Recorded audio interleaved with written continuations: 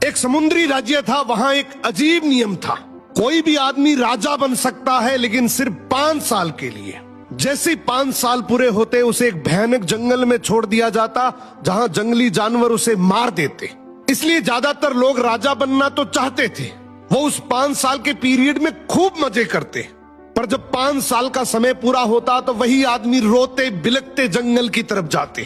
एक दिन एक समझदार आदमी राजा बना।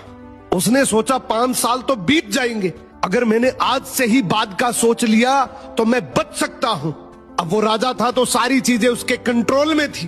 पहले साल जंगल में शिकारी भेजे, खतरनाक जानवरों को हटा दिया। दूसरे साल लकड़ी काटने वाले को भेजा, जंगल साफ करवा दिया। तीसरे साल किसान भेजे, खेती शुरू हो गई। चौथे साल घर और महल बन गए। 5वें साल तक वो जंगल एक खूबसूरत शहर बन चुका था। लोग हैरान थे। ये राजा रो नहीं रहा था, बल्कि खुशी खुशी जा रहा था। क्यों? क्योंकि जहां दूसरे लोग मौत देखते थे, उसने अपने फ्यूचर का राज्य बना लिया था। और फिर वो वहां जाकर आराम से राजा की तरह रहने लगा। इस कहानी की सीख बहुत सिंपल है। आज आपके पास समय है, या तो आप इसको यूटिलाइज कर लो या फिर कंफर्ट जोन में बिता दो। अगर आपने यूटिलाइज कर लिया तो हो सकता है 5 साल के बाद आप एक राजाओं जैसी जिंदगी जी लो, और अगर आपने कंफर्ट जोन चुन लिया तो हो सकता है आने वाले 5 साल के बाद आप किसी के 10 से 15 हजार रुपए की नौकरी करते दिखोगे।